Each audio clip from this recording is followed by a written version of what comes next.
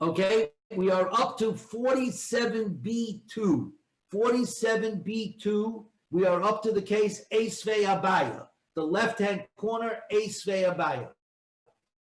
Okay, and if along the way we get cut off or you can't hear me, please make a sign or something so I know. Okay, so it says like this. Once again, Rabbah says you do say hoyel, you say the idea of since. Rav Chizda said you don't say the thing of since. We don't hold you don't say since guests might come, the food that the extra food that you baked on Yontif that really was for the weekday, you get malchus according to Rav Chizda, and according to Rabbi you don't because guests might come and therefore the food will be used on Yontif.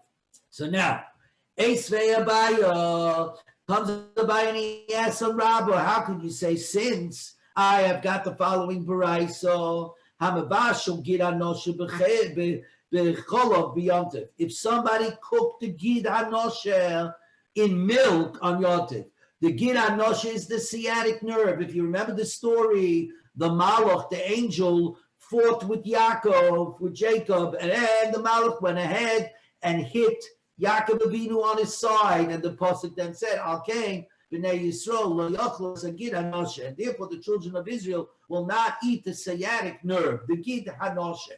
And there was a machlokes. The Gid Hanoshe itself does not give off flavor. So one man, the Yoma said, therefore it's really like a piece of wood, right? It's not really basar, it's not meat, it's a piece of wood. But this man, the Yoma holds, no, it is flesh. It is meat, like anything else. The fact that it doesn't have a taste has nothing to do with it, right? It still has to, you're still not allowed to eat it. So here's the case where I ate that I went ahead and I cooked up a Gid Hanoshe, which is usher on Yontif, which is usher to eat, which meant that I was not allowed to cook it up on Yontif, because you're only allowed to cook and bake on Yontif l'tzayrech achila, for your eating needs on Yontif, and the Gid Hanoshe you cannot eat.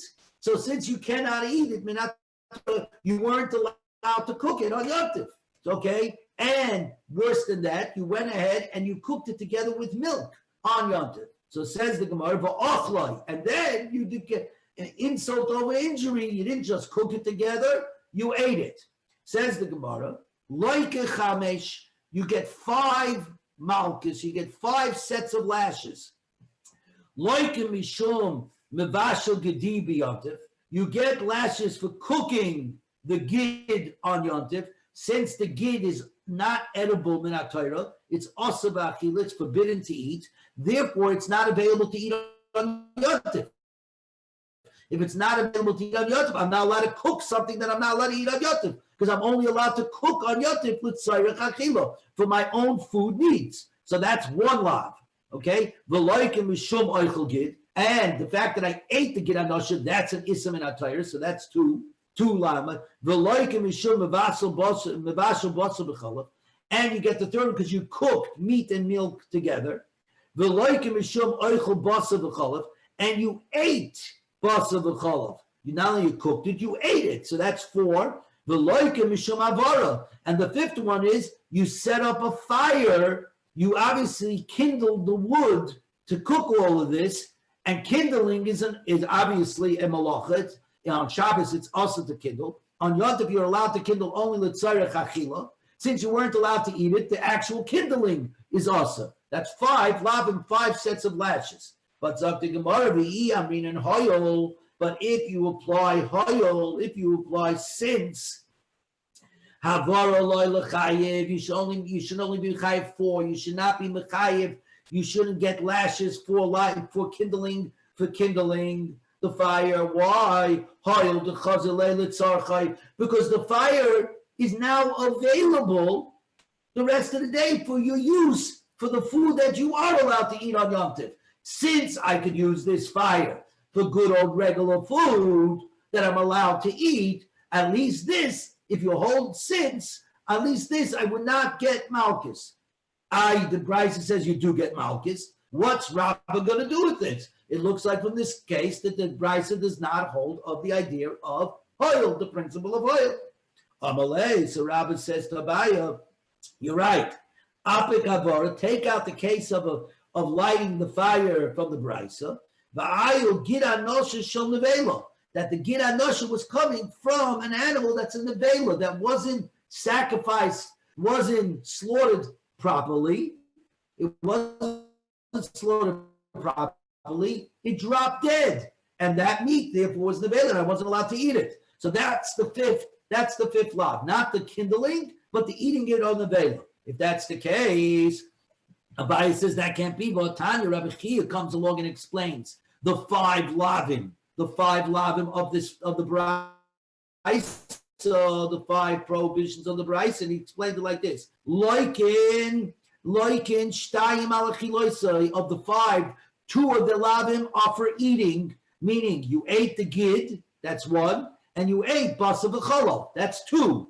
V'shloisha al bisholai, and three regarding its cooking. What did you do? You cooked on Yom Tov, you cooked basa v'cholov, and you lit the fire on Yom Tov.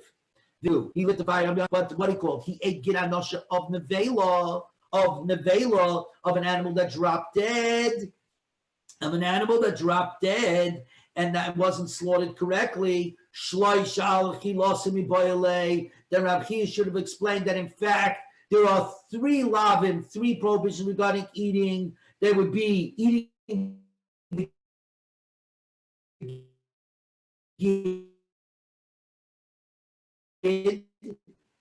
eating basa v'chalav and cooking basa v'chalav and cooking meat and milk together. But in fact, he says there are three that have to do with cooking. The third one, al-kacha, you have no choice but to say, is because of kindling on Yom Tov. So you see, it can't be the case of nevela. Ela apkid avara, remove lighting of fire, va'ayil atze muksa, and put in the wood of muksa. What's muksa, if you remember? Something that is not prepared before Shabbos, that before Shabbos you don't have any idea that you're going to use it on Shabbos, becomes muksa on Shabbos itself. Because I'm not allowed to use it on Shabbos because I did not prepare it. I didn't have in mind to eat it on Shabbos. Right? The Gemara, muksa d'oraisa. We all know that muksa preparing is they're perfectly legal things to have and to use. It's just that they're not prepared for Shabbos. So we say don't use it for Shabbos, right? But in and of itself, there's nothing inherently wrong with them. So they're not a d'oraisa din, a biblical din. They're only a rabbinical din. They're only a rabbinical din. So what's going on over here? And something rabbinical does not get malchus. It's not a law. Lashes. Amalei. So Rabbi says I hold that muksa is biblical in nature, because it said by the mon, when the manna fell from heaven on the sixth day on Erev Shabbos, double portion lechem mishnah. The double portion fell on Friday, which is the reason why on Shabbos we use two challahs, right? We put two challahs when we make hamotzi, right? Two matzahs. Why? We call it lechem mishnah, double bread, because we're trying to remember that Hashem sent us double bread on Friday. And when the Yidden came to Moshe Rabbeinu and said, why did we receive today on Friday a double portion of manna? So Moshe said, because Shabbos is coming. And he said over the following words, V'hoya b'yoyim hashishi, on the sixth day, v'echinu, you shall prepare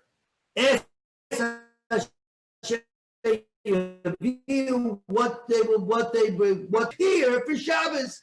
You have to prepare the stuff that you need to do for Shabbos. And since the pasuk clearly says you're cooking for cooking and you're baking for baking, the pasuk says Tefu asher tabashu bashalu. What you will bake, and what you will cook, cook. That this pasuk is not talking about that. It's talking about stuff that you need to prepare your stuff before Shabbos. Otherwise, you can't use it on Shabbos. And like we always learned, when the Torah brings an Isser but wants to give lashes, it always has to double up and bring another pasuk, as in one for the law and one for the warning. And the warning is, and the prohibition, the warning is from here. You shall not do Amalei. So therefore Rabbah says you don't got me. I'm going to say the fifth case in the Baraisa is the case of Muksa, and I say Muksa is a Dioraisa. So therefore, there's no question regarding Hoyel. Amalei, Sabai says to Rabbah, wait a minute. How could you tell us that Muksa is a Dioraisa, is biblical in nature? But you yourself once told us, 47b3, that you said, I asked Rav Huda, that Rabbi asked Rav Huda, hey, the case is like this: if one that every day of the year, including Shabbos, including Yom Kippur, you bring the carbon tamid, the carbon tamid babaykel ube tamid shalben rabbayim. The ever tamid, carbon tamid means the forever offering. That's how you opened up the day with the carbon tamid. It was the first carbon of the day. Okay, that was brought in the morning. And the carbon tamid ben abayim is how you ended the day. At 6.5 hours, they finished the avodah with the last thing being the carbon tamid at the end. The bookcases of the carbon tamid, always brought. Now, you brought it with a sheep. This guy had a pasture the size of Wyoming. And he goes ahead, and for some strange reason, he goes and he grabs a sheep from the furthest reaches of his pasture, which was clearly a sheep not prepared to be used for the carbon tamid. And somehow he gets that sheep and he brings it to Shecht to sacrifice for the carbon tamid. So now the question is, it wasn't prepared for Yontif. It wasn't prepared. Am I allowed to bring it or not? Is it a good offering or not? Am I allowed to bring it on the altar or not? Hevi semei afar, I brought it from my most distant pasture. V'shachtu tamid b'yom tov, ma'u, what's the din? V'at amalon, and you, Rabba told us, Amar li Allah, Rav Chizda or Rav Huna answered us from a pasuk in Yecheskel. The pasuk goes like this: Se achas, one sheep, minat sign from the flock, minat masayim, from 200 parts, mimashki Yisrael, from the banquets of Yisrael. And the Gemara is going to break out each word of that pasuk. Se, the first word, below habachar, but not the bachar. The firstborn of your animals has to go ahead and go up to has to be brought to the Kayin, and the Kayin has to offer it as a carbon in the Beis HaMikdash. The Bechar, by definition, is a male. The word Se means male and female. Male and female. Therefore, it has to be a carbon. Every other carbon has to have the possibilities of being a male or a female. So the Bechar cannot be brought for any other carbon. Achas v'loy maisa. One, unique, v'loy maisa, meaning maisa behemo. Of all the animals that were born, all the new animals that were born every year in your flock, the 10th animal, every 10th animal had to be offered in the Beis HaMikdash. So what they would do is they would create a chute, right? Like this, a long chute, and the animals would go down the chute. And every 10th animal would be hit with a stick, would be marked with a stick, and would be saying, Zeh Kodesh, this one is holy. And it would be separated out. But that means Maisa Behema comes from a flock that's separated out. In other words, you separate it out of a flock. This pasuk says Achas, one, not separated, but that is by itself, not part of a group. Once again, so Maisa Behema could only be brought for Maisa Behema, for the offering of Ma'aser Behema, and it cannot be used for any other carbon. Minat soy from the flock, veloya palgus, and not palgus. What's palgus? Well, a sheep has different names. In the first 12 months of its life, it's called a keves. For the months 14 and on, it's called an ayil, a ram. The 13th month, it's called a palgus. So we say the pasuk is telling us it should only be brought when it's still being labeled with the name keves in its first 12 months, or when it has the name of an ayil, but not when it has the in-between name of a palgus. This is very similar to a girl. A girl, when she's young, is called a ketana. When she turns 12, from 12 to 12 and a half, she's labeled as a nara. And from 12 and a half on, the rest of her life, she's known as a bogra. And there are different halachas with regard to each one of those designations. Okay, we continue to explain. We're on today's daf, Mem Ches Amid Aleph. Right on top. Minad 48A1. Minad Mosayim, out of 200. This teaches us regarding the wine of the Nisachim. If you remember, we have the idea of Nisuch HaMayim, the libations of wine that were brought together with the Oila and the Shlamim offerings onto the Mizbeach. So those wines, okay, should not be drawn out of a vat unless the vat is memoises shtei meyos shenishtaru bebar. It could only be drawn from the excess of 200 parts of wine that remain in the vat. The wine, there has to be so much wine in the vat that the wine that's being taken off of Nisuch Hayayin for the wine libations is only coming off from more than 200 parts in the vat. Why? From here we learned that Arla wine. Arla, again, is from a brand new tree. The first 3 years is Arla. You're not allowed to eat, not allowed to have benefit from its growth. So if it's the first 3 years of a grapevine, you cannot eat from the grapes of that vine or make wine from that vine. The 4th year, it's Netar or Vai, has to go up to Yerushalayim. And from the 5th year on, you can eat it normally. So if Arla wine should fall into this whole vat of wine, of regular good old wine, Mikan Arla Shabitla b'Masayim, that Arla is nullified 1 in 200. Is nullified 1 in 200. This, if you remember, Jerry, we had this conversation before, that chulin, unconcentrated food, is bottle 1 to 60, 60 to 1. Teruma is nullified 100 to 1. Arla and kalayim, Arla and stuff that grew, the clay acherim, things that grew together with the vineyard, are bottled in 200 to 1. Okay. Jeff and Jerry, can you guys hear me, or are we frozen? I just want to make sure. Somebody can let me know if we're frozen or not. Jerry, I see you popped up, but I don't see your face. All right, I'm going to assume we're okay. If we're not okay, somebody text me, okay? Because I don't see anybody moving. Okay, Mimashki Yisrael. From the next thing, from the banquet of Israel, which really means mashka means from the drinks of Israel. But since obviously it's Suda, a banquet has drinks. A banquet has drinks.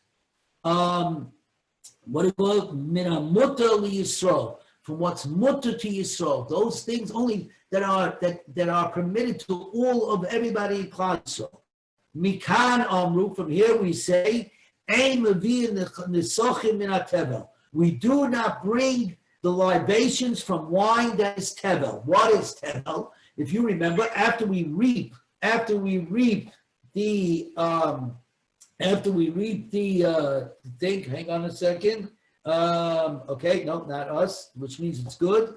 That you guys can hear me. Mikan Amru. What is tevel? After we reap it, you cut it and you smooth it out and you clean it and you pile it up. The grains become the grains become tevel. What's tevel?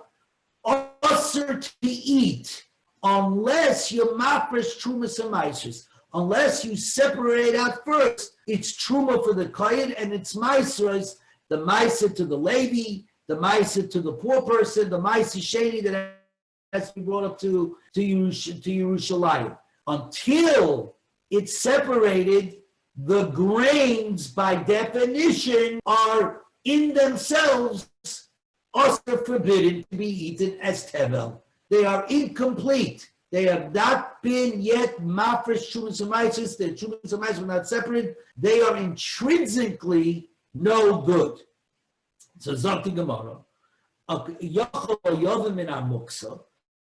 I might have thought that you cannot bring wine libations, the nesachim, on the Shabbos or Yom Tov from wine that is muksa, from wine that was not set aside. It was in the back of your wine cellar, and you had no intentions of using it before Shabbos, and then for some reason you decide to grab it. Why? But the Gemara says, no, that's not going to be the case. Because you can argue. Tevel is special because inherently it's usher. Think about it, everybody. The moment you reap and you cut the tfuah and you put it into a pile, it's now usher. It's tevel.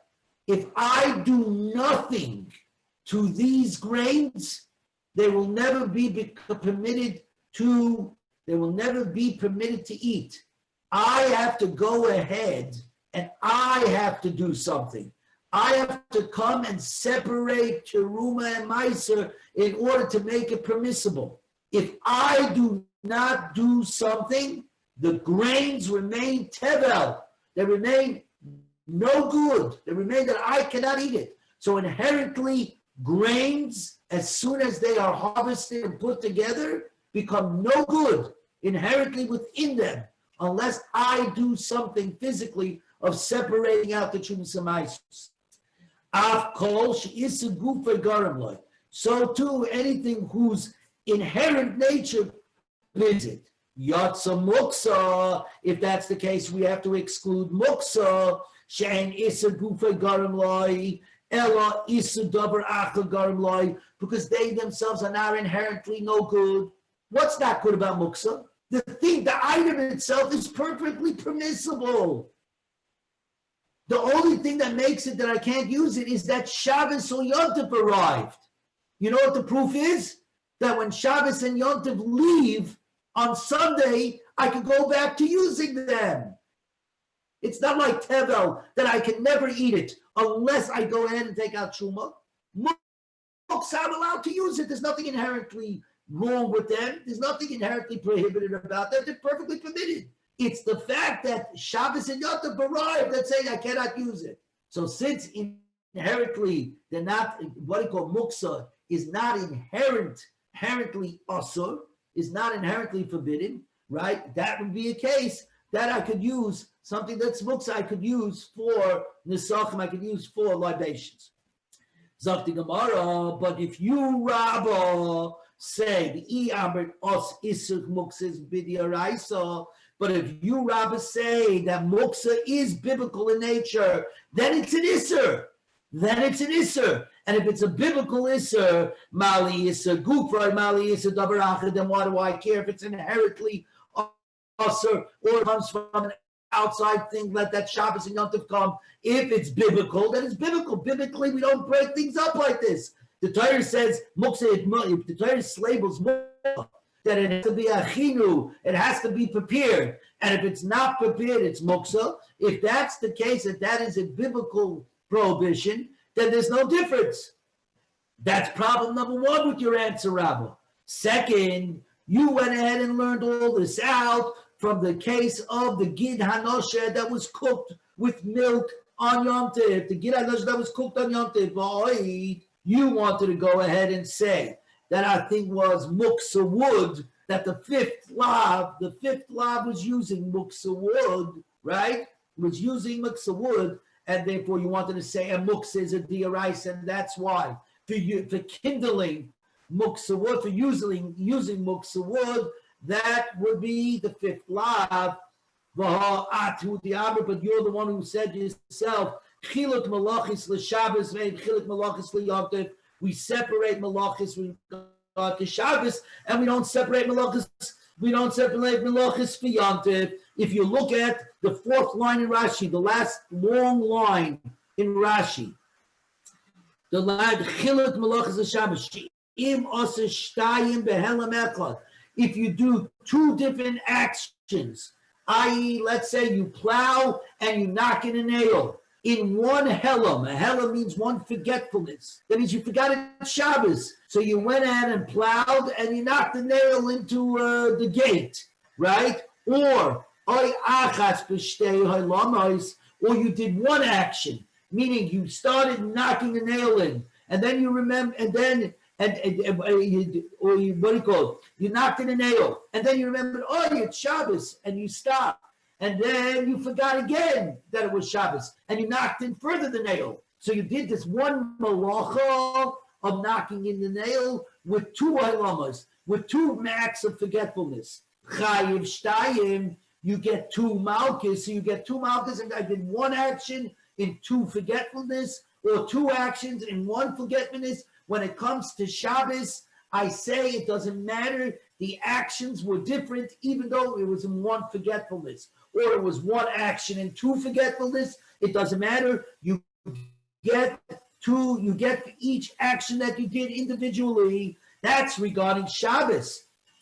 There ain't chiluk malachis liyom tov, but you said when it comes to Yom Tov, we don't separate out malachis. So then, in that case, on Yom Tov, you should only get one set of lashes. So how can you go ahead and amend the Baraisa, you Rabba?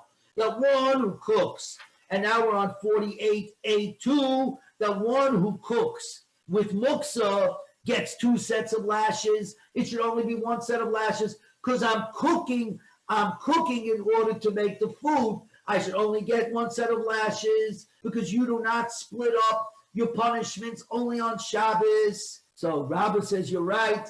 Got to change the whole story. You know what the fifth law, the fifth prohibition was that back in that Baraisa? Ela apik havara, remove the lighting of the fire from the list, v'ayil atzei ashera, and say that you use Ela atzei ashera. Guys, can you just wait 1 minute? I got to make sure that everything's okay. Hold on. Hi, Erica. The nurse never showed up.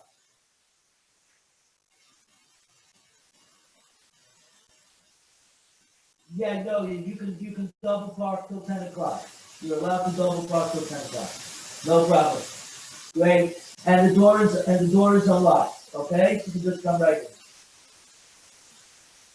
Yes, of course. Go ahead and move your car. Go ahead. That's okay. I'll put on the intercom and I'll see. No problem. Thanks. Oops. Erica, go ahead. I got the intercom on. Okay, guys, sorry about that. Changing the nurses. Okay. Anyway, so here we go. Okay, so here we go. I'm sorry. So it goes like this: Ela apik havoro, take out lighting the fire, va'ayil atzei ashero, and put in that he lit it from the woods of an ashram. What's an ashram? We all know an ashram is avodah zarah. Is what he called that is avodah zarah. Va'azara me'och, and the warning about not doing it. It says lo yidbak biyotcha mu'uma min acherim, and nothing should cleave to your hands from the banned things. So there you go. There's your fifth prohibition, that you're not allowed to use, obviously, wood from avodah zarah, from an ashram. So if you went into an ashram in India or in upstate New York, I'm sure in Florida they don't have these things, but in upstate New York there is an ashram in the Catskills. You were not allowed to use the woods. Amalei Rav Acha b'rei the Rava, Abaye, Rav Acha the son of Rava, said to Abaye, now good, v'nelchad nami misham. But in that case, remember the Baraisa says there's only 5. Says Rav Acha b'rei the Rava that if you use the woods from an ashram, from avodah zarah, you're going to end up with 6. Now, kinami misham, because then you would need to get lashes for another prohibition. You shall not bring an abomination into your home. So that is the 6th set of lashes, and Abaraisa only lists 5. So Elamai, this is what we have to say. Elo, Apkid Havara Va'ayil Atse Hegdish. Rather, remove the transgression of lighting a fire from the Brice's list and insert in place the transgression of concentrated wood. Wood that you made holy. Holy wood you cannot use just for any reason. And the warning comes from here. And you shall burn the ashram trees in fire. You shall not do the same to Hashem, your God. So wood that you made holy for Hashem, that you dedicated for the Beis Hamikdash, and then you want to use it for a regular reason. That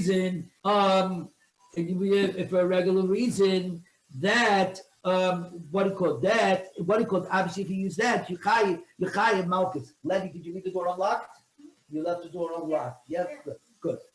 Okay, so now this machlokes of Rabbi and Rav Chizda, where the one who bakes on Yom Tov, for his weekday needs, does he get malchus or not? We said concerns the idea of hoyel, since, right? Since that. So Rabbi said that since visitors might come, he doesn't get malchus. Rav Chizda says we don't say since. Now we want to say the machlokes in our Mishnah of Rabbi Eliezer and Rabbi Yeshua to remind everybody there was dough that was tamei and you separated out the challah. And now what do you do with it on Pesach? Challah, which is tamei, is not allowed to be eaten. If it's not allowed to be eaten, I'm not allowed to cook it up. I'm not allowed to bake it on Yom Tov, because you can only bake what you could use for Yom Tov, right? Only what you could use for Yom Tov. So I'm not allowed to bake it on Yom Tov. But if I don't bake it, it's going to rise and become chametz. So Rabbi Eliezer said, first bake all the bread plus the challah, the piece that you separated, and only afterwards label it as challah. Because as long as you didn't label it, you didn't declare it challah, it's not yet challah. Rabbi Yeshua said, no, separate it out. The moment you separate it, it's no longer yours. And it says, lo yore lecha. You shall not see what is yours. What is yours you shall not see. But if it belongs to the Kahanim, it's not a problem. It's not yours. It's not your problem. You can separate it out. Now the Gemara wants to say, comes Rami Bacham, and he says,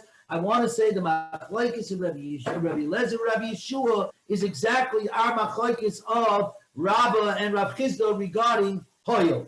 Omer Rabbi Bacham, the Rav Chizda Rabba machlokes the Rabbi Eliezer, Rabbi Yeshua. This machlokes of Rav Chizda and Rabba regarding whether you cooked up food on Yom Tov for the weekdays, whether you get malchus or not, whether you say hoyel or not, is the same machlokes of Rabbi Eliezer, Rabbi Yeshua, and our Mishnah regarding challah that is tamei on Pesach. The Rabbi Eliezer Saba Amin and Hoyel. Rabbi Eliezer says you do say oil. Since, if you remember, Rabbi Eliezer says since you can go ahead and you can nullify, you can annul your challah declaration, because you do it by mouth, so it's just like a neder, just like a promise. You could be matin neder, you can annul a neder, and you can annul a promise, so you can annul your declaration for chametz, for challah. Since you can annul that, therefore, even if you separated the challah, which now belongs to the kohen, it could come back into your property. Since it could come back into your property, we have to worry about it. And that's why I can't have you simply separate out the challah without baking it. Therefore,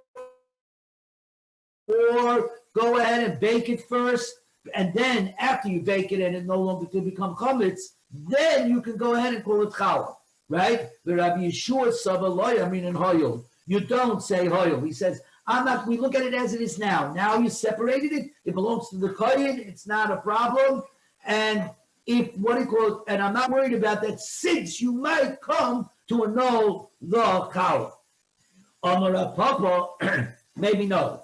Dilma, Ad Kan come Rabbi Eliezer Hasam Damin and Hoyel. Maybe Rabbi Eliezer only said Hoyel over there by the case of challah. Ella the beina the ka'ayel in the Torah kochad b'chad b'chad lady day, because at that time all the loaves are being put into the oven. Every one of those loaves, each one individually, you can say this one will not be the challah, so I'm allowed to eat it on Yom Tov. This one won't be the challah. I won't eat it on Yom Tov. It's only after they're baked that you'll choose one and say, oh, this one is the challah. This one we're separating for the challah. But at the time that their dough about to be put into the oven, each one by itself uniquely doesn't have to be the challah. So in such a case, he says, since I could say that each one stands individually to be able to be cooked, to be allowed you to make it beforehand, and afterwards label it challah. But in our case, we're now on 48.3, but here in the case of baking on Yom Tov, the only hoil you have since is that guests might come, but he himself is completely full. He ate his Suda. He ate his Suda Yom Tov. He's not eating anymore, right? So it's only on the possible case that an outside situation guests might come. In such a case, he might not say the principle of since and to flip it around the other way. Maybe not. This is also not valid. Maybe in the case of Chal, Rabbi Yehuda said, we don't say hoil, and you can separate out the dough immediately for challah, because then it leaves your rishus, and I'm not worried about you might come to annul it.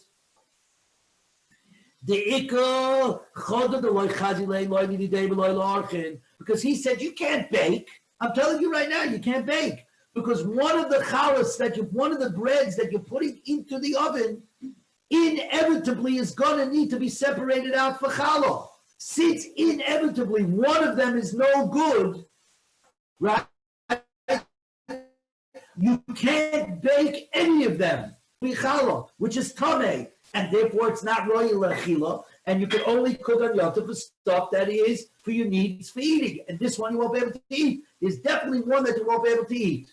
Since Rabbi Yeshua says, there's definitely one that you won't be able to eat. I'm not allowing you to bake any of them from the beginning, as opposed, of course, to Rabbi Eliezer, who said just the opposite. Avol hacha over here, where if you bake more food, it is possible for guests to arrive. That possibility is small, but it might happen. Maybe over here, I would agree with the idea, the principle of oil. So we don't have we don't have a clarity that that they completely go according to Rabbah, because it might just be a more simple case of an argument and an idea that Rabbi Eliezer says, listen, I'm allowing you to bake it. One of them will be challah, but at the time that you're sticking it into the thing, each one individually doesn't have to be the challah. So each one, you look at each one individually and say, I can bake. Afterwards, I can separate it out. But Rabbi Yeshua says you can't do that, because one of them inevitably is going to be the challah. I worry about it now, so you can't bake, but you're not allowed to bake, because inevitably one of them you won't be able to eat, right? So maybe that's the argument. So now the Gemara goes like this. Amrina Rabbanim kamei de Rabbi Yemi de Reb Zera. The Rabbanim came to bring Rabbi Rami Bar Choma's analogy to Rabbi Yemi Reb Zera Bar Choma, which said, I want to compare the machlokes of Rabbi Eliezer and Rabbi Yeshua to our machlokes of Rabbi and Rabbi Chisda, that it has to do with hoyol, right? Rabbi Yemi and the Kiblei, Rabbi Yemi was Makabah, said, oh, that's a good explanation. The Rabbi Zera loy Kiblei. Rabbi Zera was not Makabah. Amalei Rabbi Yemi le Rabbi Zera, said Rabbi Yemi le Rabbi Zera, Milsa the Kashlei v'Asik Kamishani. Now that we have a resolution to a problem that's been bothering us for many years, in other words, but my completely Rabbi Eliezer and Rabbi Yeshua, what is the theory behind the argument of Rabbi Eliezer and Rabbi Yeshua? Now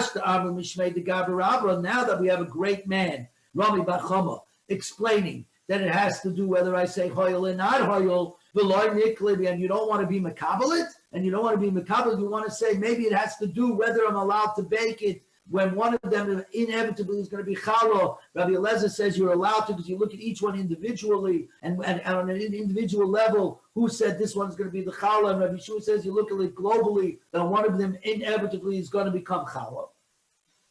Amalei, Rabbi Zera said to Rabbi Yirmiyah, hey, Chia Kabli, how can I accept it? The time, because we learned in the Baraisa, Amalei Rabbi Yeshua, and now we're on 48:4.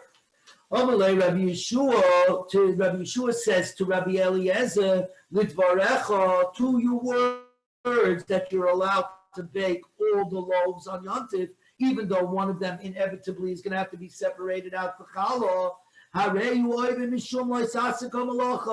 You're going to be over on, you shall not do any malacha, because one of the loaves inevitably is going to have to be separated out as challah, and since it's tamei, it won't be able to be eaten, which means that you will have cooked up on Yontif. You will have cooked up on Yontif a loaf that's unedible, which of course means you weren't allowed to cook it. The Shosikle, and Rabbi Eliezer was quiet in the Baraisa when Rabbi Yeshua asked him this question. He was quiet. The Im Isa. If you say like Rabbi Machama, that Rabbi Eliezer could have said, I could bake it because of the words of Hoyol, because of the since argument, right? Which since you could annul it. If you could annul it, it'll be in your property, and then it'll become chametz. Instead, better to go ahead and bake it. The better to go ahead and bake it, and afterwards label it, right? Let him respond to Rabbi Yeshua. My rationale is Hoyol. But the fact that he didn't answer up to Rabbi Yeshua in this price is proof that Rabbi Eliezer does not either hold of Hoyol, of sins. Amalei. So Rabbi Yirmiyah, he says, no, that's not a problem. Ulatamei, in according to you, if there's no answer, if somebody doesn't answer up, it means they don't hold of something. That's not so. Tanina Baraisa, we learned in the Baraisa, Amalei Rabbi Eliezer said to Rabbi Yeshua, Lidvarecha, according to you, who says you designate a piece for challah while it's still in the dough, and you do not bake it, you don't bake it, you designate it, and we don't worry about it. We don't worry because now it belongs to the kohen. But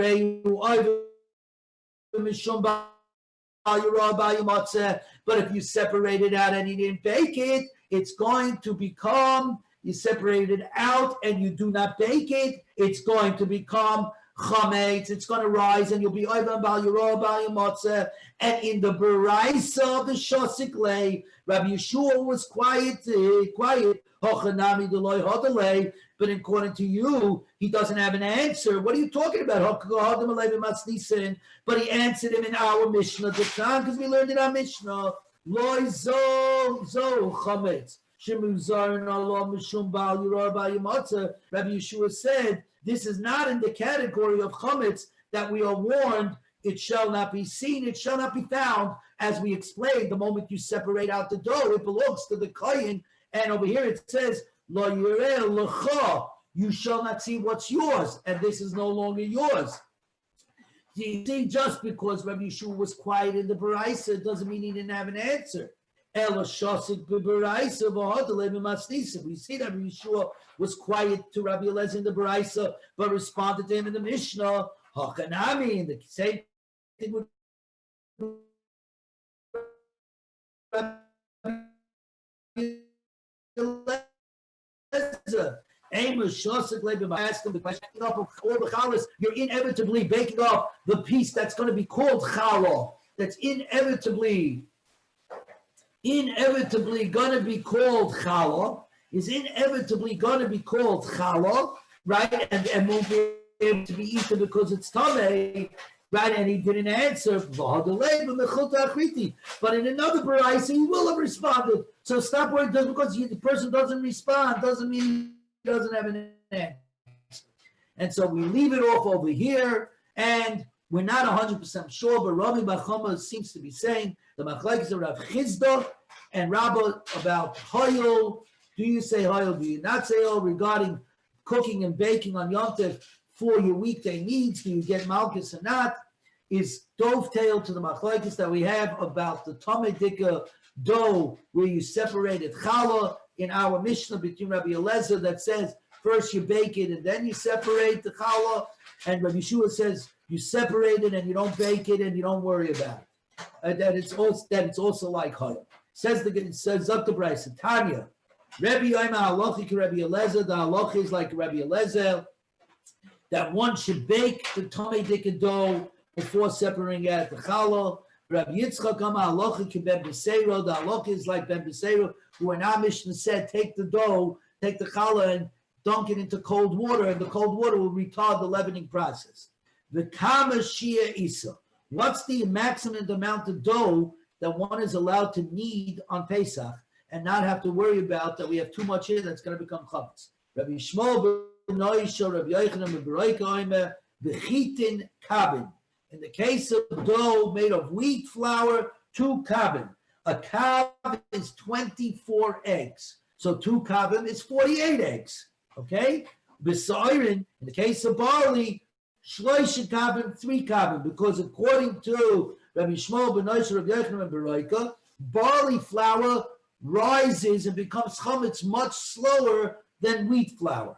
Rabbi Nosson b'shum Rabbi Eliezer, just the opposite. Chiluk advarim, I say just the opposite. Wheat flour you could do with 3 kavim, and barley with only 2 kavim, only with 48 eggs, because he said barley flour rises faster. So they had an argument in Metzias, in reality, which one rises faster.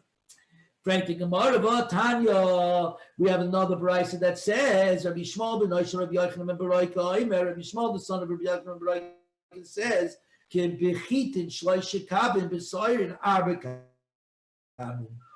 case of chitin, 3 kabin, and b'soirin 4 kabin, which in the previous brisa, that same the Tana, Rabbi Shmuel ben Noisha, Rabbi Yochanan ben Beroika said 2 kabin for wheat and 3 for barley. Says the Gemara, like kasha, there's no contradiction. Ha b'chaz siba chasa. Here we're dealing with the second brisa is dealing with weaker grain, not fine grain. In other words, whole wheat grain. And now we're on 48A5. Here we're dealing with superior grain. Obviously superior grain, white grain, rises quicker than coarse grain, which rises slower. From here we learn Geririn chute chasi chosa michitim al yosa tefei midigirose sare chasi chosa misare al yosa.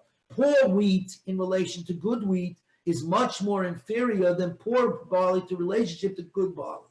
The ilu hasam tilsa, because in the case of the wheat, the difference between the two of them is a third, because we say 3 kabim are allowed in the case of poor wheat, 2 kabim in the case of good wheat. That's obviously 2 to 3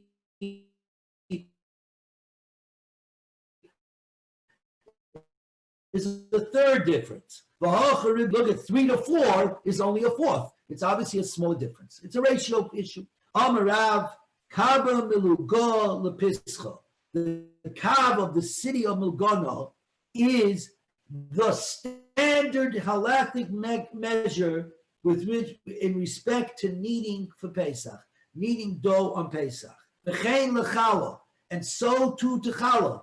The amount of dough of a kav in the city of Melogna, what they call a kav, is the size of dough that is now required to separate challah. Anything smaller than that is no problem with challah. Anything that or less is okay to knead for Pesach. More than that, you'll run into problems with regarding kneading for Pesach. It's up to Gemara. Tanya we learned, and now we're on 48b1.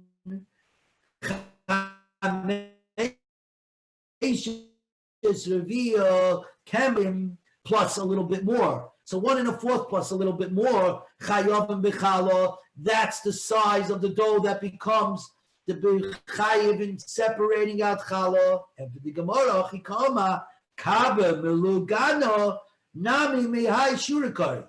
Exactly right. One kav in the city of Milgano is based on this shear of 1 1/4 and slightly more. 1.255 1.255 of a regular kav is the kav that they call in Milgana. Very good. Says the Gemara. Amar Rabbi Yosef says, "Hi noshen didon." Our women, noig they're tzaddik, they're tzedkaniyos, they're extraordinarily righteous. Noig lemeifa kefiza lepischa. They're customary to bake no more than 1 kefiza, which is 3/4 of a kav at a time on Pesach. They go lifnei mishuris sadim. They go above the law that things do not become chametz. That things do not become chametz. Amalei Abaya, wait a minute. Ma datach, you think this is so great? L'chumra, that they go l'chumra, that they do less than a kav. But in that case, chumra de'osli de kulu. But this is a stringency that's going to come to a leniency. To come because by doing less than a kav, they don't have to separate out challah. We said you're only responsible to separate out challah only if it equals a kav. Only if it equals a kav. But if they need less than a kav, because they're so worried about chametz on Pesach, that means they're never going to separate out. They're never going to separate out challah. They're never going to separate out. They're not going to be mafresh to challah. Amalei, no. The older like Rabbi Eliezer. Because they do like Rabbi Eliezer. The Rabbi Eliezer, when one removes baked loaves and you put it into one basket, Hasal mitztafim l'challah. The basket combines all the loaves to the shear that says now you have to separate challah. Yes, they went ahead and they needed challah less than the shear because they were being so careful about not chametz.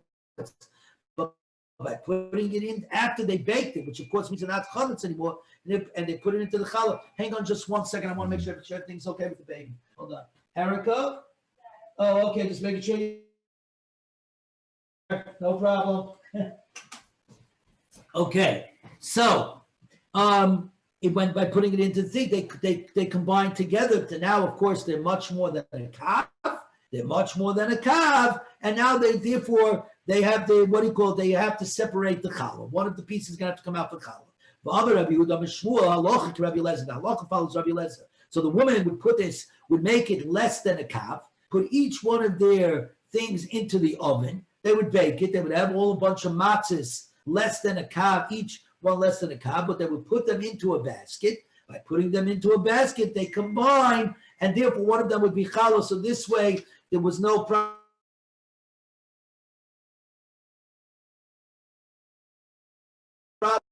They were strict on themselves, and by being strict, this is where we're stopping at the Mishnah.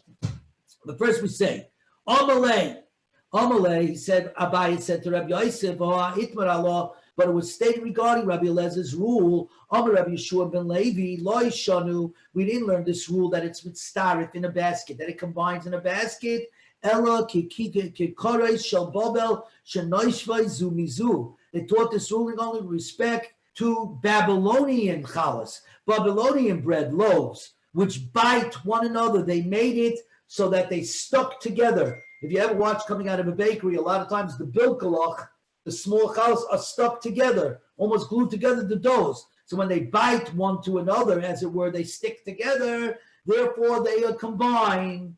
But the narrow loaves that are pointy at the end, which do not stick together, do not combine in the same basket. Rabbi Yossi says, Rabbi Chanina says, no, even the long, narrow ones that do not stick together, if they're put into a basket, they do combine to bring you to the shear of challah. Rabbi Yirmiyah says, Rabbi Yirmiyah, Tavla, she'ein loy levizbizin mahu. A board that does not have a rim, so in other words, it's not exactly a base kibble. In other words, like a tissue box, obviously that is an inside where things go in it. This is flat. It's flat. So if it's a flat board, it doesn't have anything in it. So the question is, in such a case, if loaves are put on such a board, do they combine together or they do not?